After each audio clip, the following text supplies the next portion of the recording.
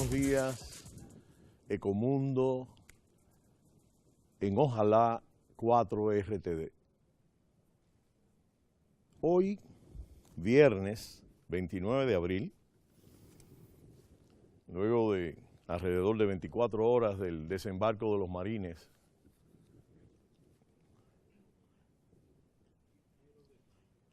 a 1 de mayo, excúsenme, realmente tengo que decirlo, que había tomado una referencia del día anterior muy importante en el debate y en lo que voy a decir en el día de hoy.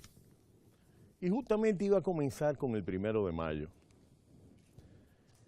Yo he hablado de ciclos históricos y me referí al ciclo de abril de 1965, al de abril de 1984 y a esta coyuntura de abril del 2015.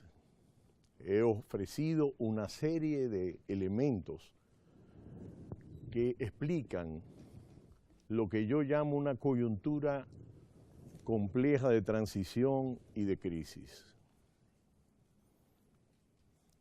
Hasta uno de los miembros del grupo que representa la postura neoconservadora, xenófoba, con una serie de planteos similares al de otros partidos conservadores, ha dicho, luego de su sustitución, a partir de su renuncia, que hay una crisis de Estado si se reforma la Constitución. Y justamente hay una presión muy grande de un sector, ya minoría, dentro del partido gobernante, que está creando o buscando crear una crisis política.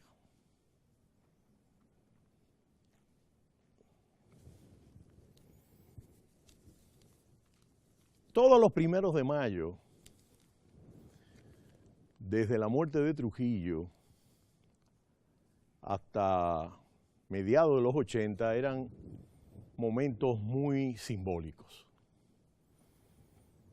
Grupos de sindicatos, de organizaciones populares y de izquierda marchábamos con banderas, reclamando una serie de consignas históricas de la clase obrera y popular a nivel mundial.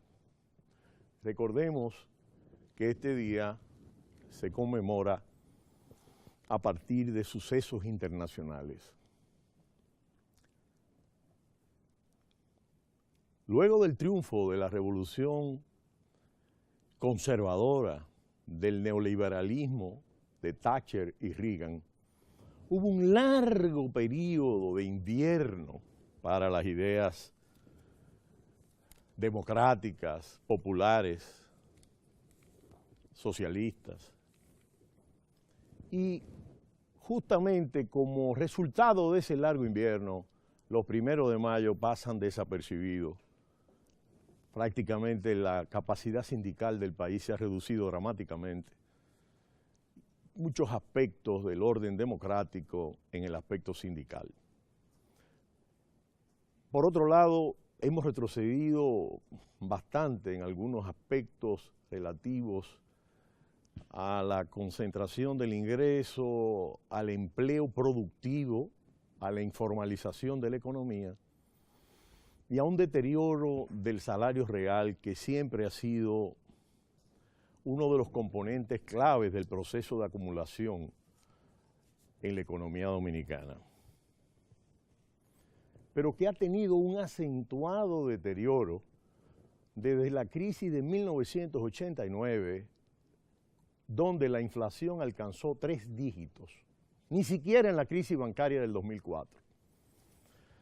Ahora, donde yo voy ahora, a propósito de la situación actual, es que Eduardo Jorge Prats, en el periódico Hoy de hoy, responde a un artículo de Rosario Espinal del periódico Hoy de ayer. Y es interesante porque el debate se centra en el nudo de la reforma constitucional y las implicaciones políticas, sociales, económicas de esta reforma. Para mí la reforma constitucional del 2010 en muchos aspectos realmente es cuestionable, sobre todo porque a través de un pacto se logró restablecer la posibilidad de que el presidente que estaba al frente de los mandatos del país favoreció su vuelta al poder luego de 12 años que al concluir le daban ya casi una supremacía al ILIS y en consecuencia solo por debajo de Balaguer y Trujillo. Pero lo más relevante para mí del análisis es que veamos los resultados de la Constitución del 2010. Altas cortes desacreditadas, totalmente, sin legitimidad, de ninguna especie. El presidente de la Junta Central Electoral no se reúne con el Pleno, él da declaraciones, va y viene. Ahora se ha asustado y ha presionado la ley de partidos políticos. Tienen que ir de nuevo donde Agripino, da pena. Entonces hay un déficit democrático, por eso yo tengo una diferencia con un gran pensador dominicano contemporáneo, de que yo sí entiendo que el sistema democrático se ha debilitado sustancialmente y realmente las altas cortes han venido a ser una expresión de eso. El presidente de la Suprema recientemente habla con relación a la sentencia y en contradicción con el procurador, pero lo hace a título personal, no reúne el Pleno.